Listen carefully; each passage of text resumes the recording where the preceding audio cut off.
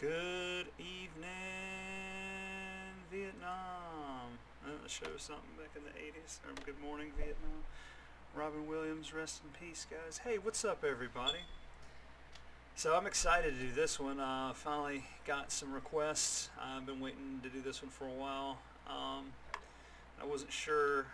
I've been still exploring on how I want to do this, because I don't want to necessarily offend anyone or anything. I mean, this is probably, a lot of people are going to reject this because of the current state of human consciousness and its desperate attempt to raise the mean of consciousness. Right? Consciousness, collective consciousness, is a shared experience. So the highest of the highs are pushing even higher, and the lowest of the lows are pushing even lower. It's like stretching out, but the mean is gonna rise, because the lows can only go so low before they start killing themselves off.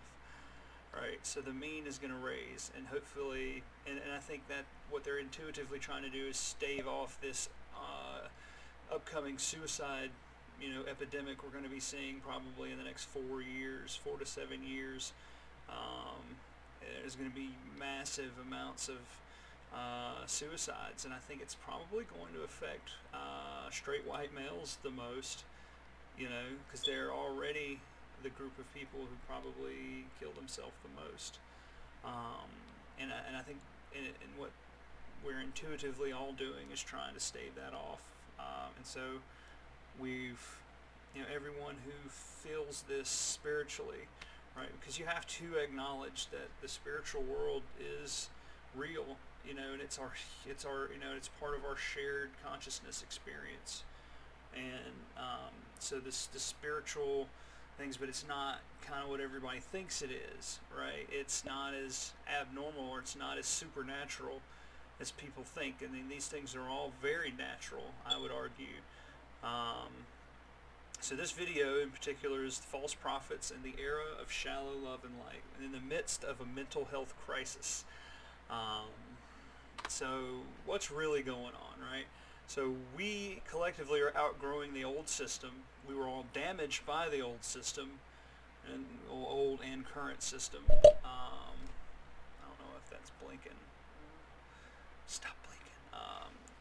We're all figuring out how much power we really do have as humans. But unfortunately, there's no guidance. We need guidance in this new system. We need trust in this new system, and we need to heal and help others heal. So love and light is the way, but you're being distracted and sidetracked as seeing that as being the only way, right? It's a lot more complicated than that. It's just not that simple. So I think here's kind of what we're experiencing, and what people are coming to me complaining about these quote unquote prophets of love and light telling people this is all there is, and yes, to a degree they are right, because if we're all there, that's all there is, right? But if we're not all there, guess what? That's not all there is, right? You're ignoring, all they're doing is kind of a healthier disassociation, right? So I think of mental health as a spectrum where suicidal depression is on one end, and on the opposite end of that would be like a craving for death in a way that forces you to live in the moment as much as humanly possible, ignoring the rhythms of life, and a full acceptance of this is the life, this is the balance. I've lived both of these lives as I manage my own bipolar depression, and which is why I can recognize both sides as being a disassociation, just to a different degree. And any true, I think, any true philosophically sound human will tell you that it does require a balance, right? Life requires a balance, and we have to manage that balance in our own life, right? And I think that both of these extremes are just as unhealthy for the human consciousness and our individual experience. Both extremes ignore each other in all forms, so and it's our personal focus that creates our reality. So if you start ignoring parts of you by ignoring parts of everything else in the world, you're not living a full existence, and therefore selling yourself short and not experiencing what you need to experience to actually grow. Right? This is another trap to prevent spiritual growth, um, and it's the best trap. And both extremes ignore the shared consciousness experience.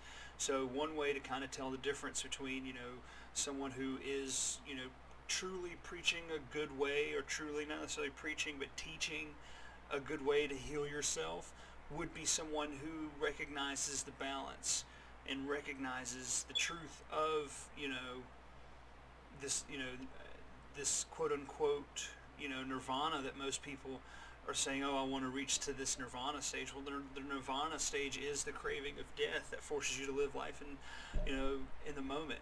I was lucky enough to be able to perform experiments in my own life where I had the rules set, boundaries set for myself, because I knew myself, I knew my weaknesses, I knew my strengths. So I could, when I was living in this state of mind, it wasn't, I could manage it in my day-to-day life, and it was fantastic. I'll be honest with you, it was great. It was like being manic all the time, but I had these rules set, and that was the most magical I'd ever felt. I almost went out on every limb emotionally that I could that fell within the rules. Now, I looked crazy a lot of the times, but the experience of that, like this, living in that moment constantly, just exceeded. It was like it became another addicting, drug almost. But the problem with that is what you're actually doing is creating new pathways in the brain, which this is the more fascinating part for me, I think, is creating new pathways in the brain, because now my left and right hemispheres handshake phenomenally. Like I'm able to put together a creative project in extreme time. I just lack the funds. I'm broke. I'm a poor philosopher who's at odds with life. Right? I can't. It's hard for me to go work for companies that don't respect people, and there are very few companies that truly care about people.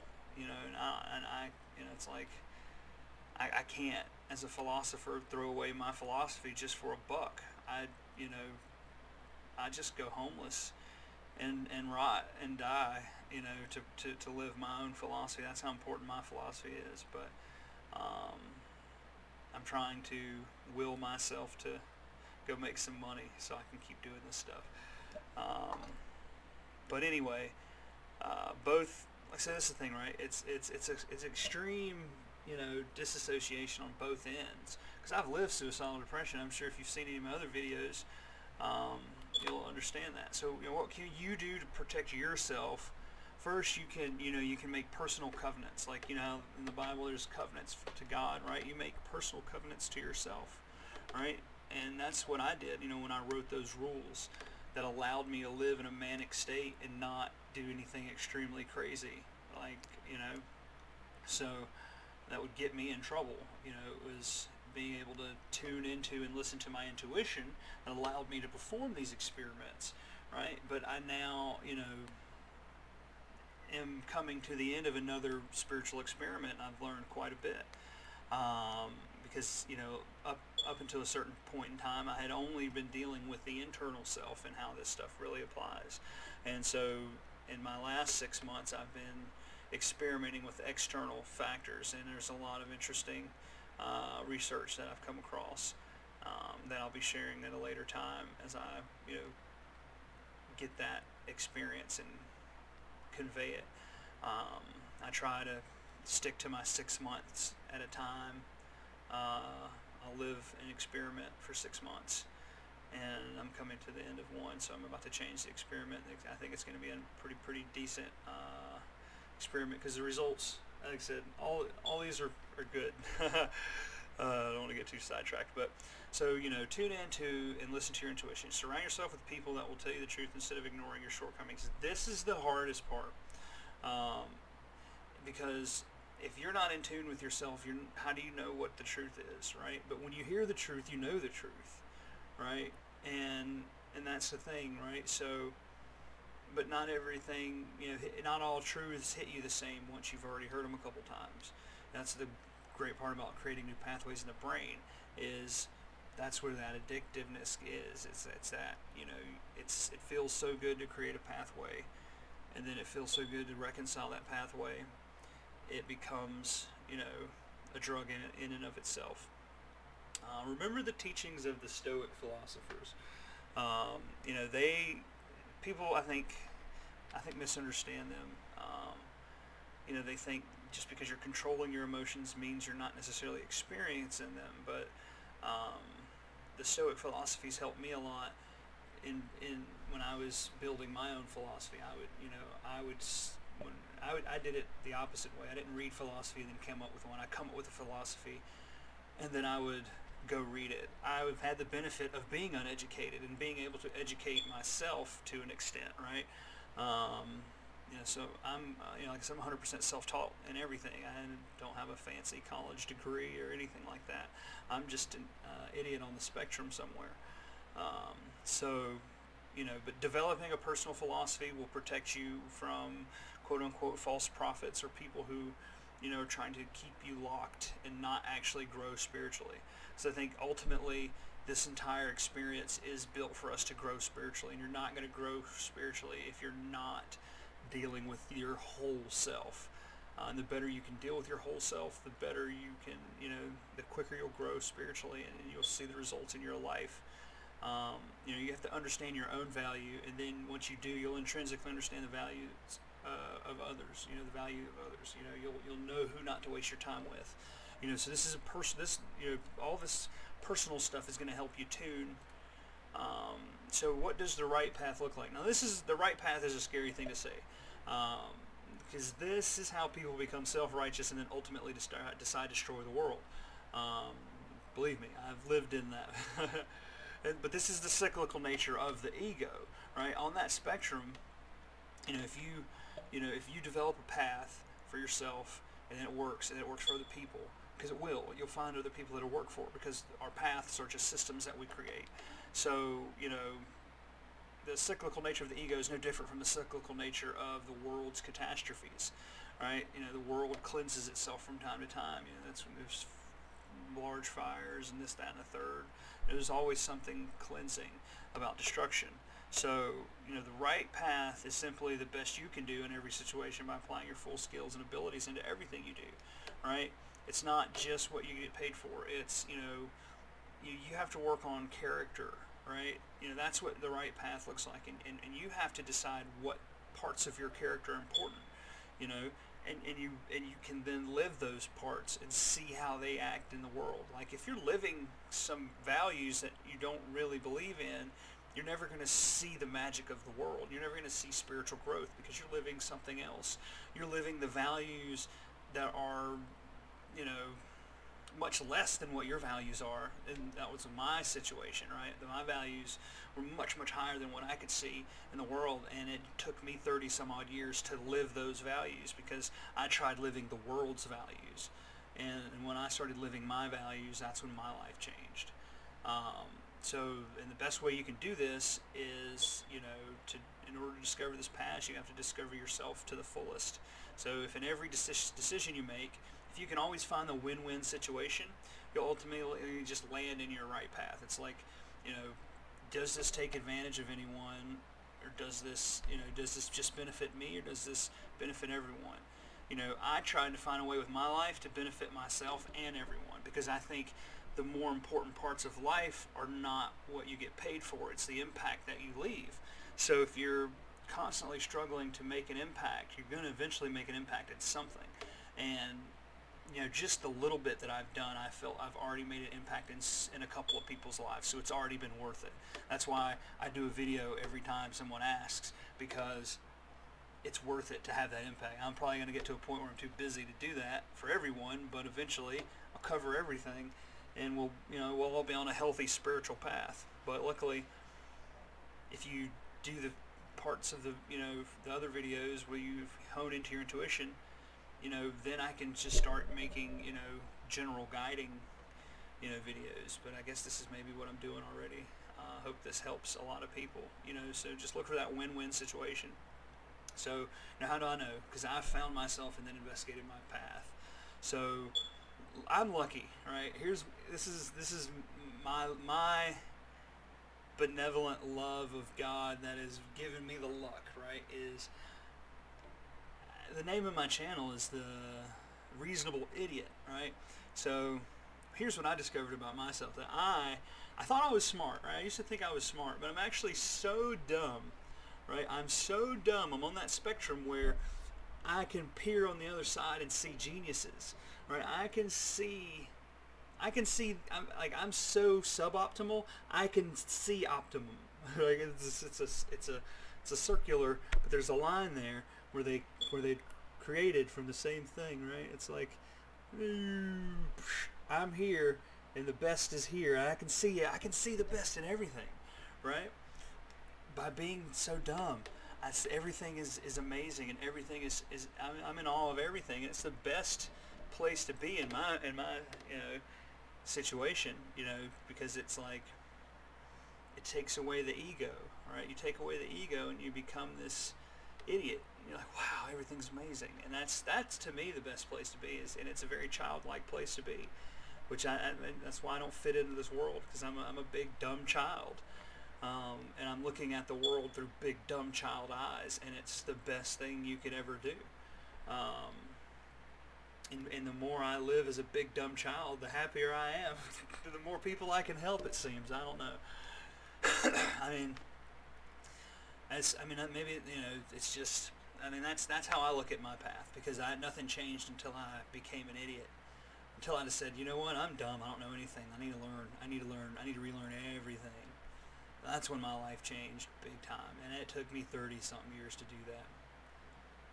So that's why I'm a reasonable idiot. That's the path I'm on, and that's, that mindset has helped me in everything that I've done now, and it's, everything is much more fulfilling. Even when I was working my, job that I recently got fired from, that's a long, funny story. But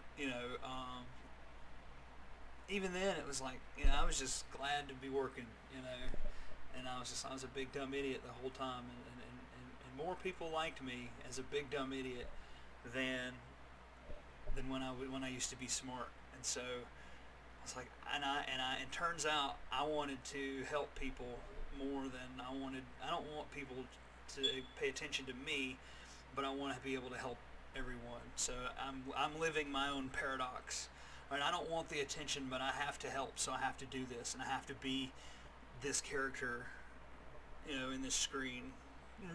I have to be this guy, right, in order to convey this information to people in a way that is,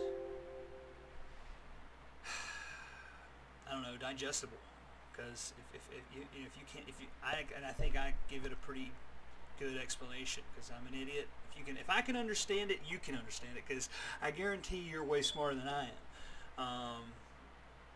And I'm only good at, I don't even know. I've yet to find anything I'm really good at. So other than recognizing other people's genius, right? That's the only thing I'm good at. Is being so dumb I can say, look, wow, you're so good at this. I can say, you are so good at this. It blows my mind. And they're like, oh my God, I love you, because your mind is blown and I do this so easily. And I'm like, of course you do it easily. You're a genius.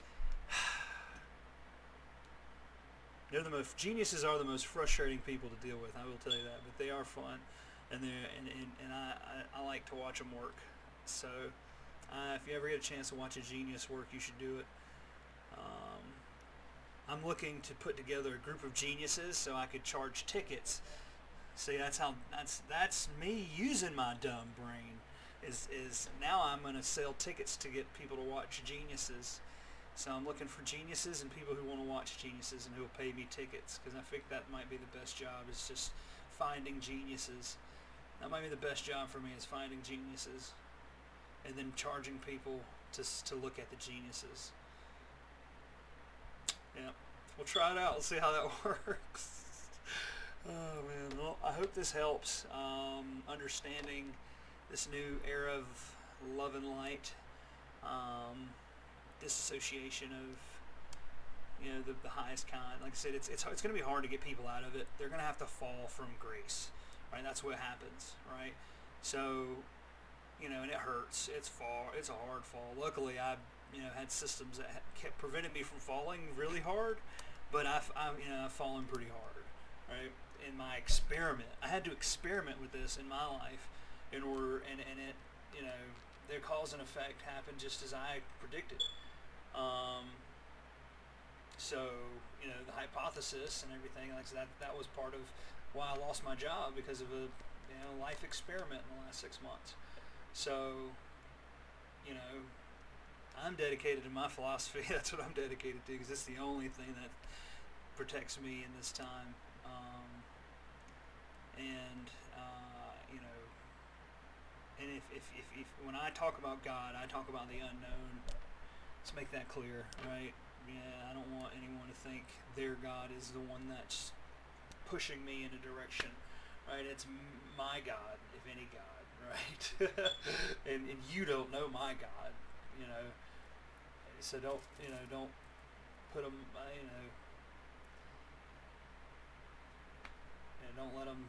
don't let them twist anything, The answers are all here, man. You've got the Stoics. Look at the ancient philosophy, and just look at how they thought about life, right? They thought about life like thousands of years ago. They thought about life just like we think about life today. That's got to clue you into something. It's like, wow, nothing is new. There's very few things that are new in this world. And this is what they all talk about. These are the false prophets that everyone's talking about. It's not just the Christians or the radical Christians or the radical Muslims. It's not those groups. It's these other false prophets in the era of shallow light and love, who are distracting you from true spiritual growth. Right? There can only be one source of creation. Right? It had to come from somewhere. And that's what I'm looking to find out, and you have to approach it with a scientific mind. And at the end of the day, you have to protect yourself, and you have to, grow spiritually, which encompasses everything. Now, there are ways to, like I said earlier, I mentioned that they ignore the rhythms. There are ways to manage the rhythms without ignoring them, right?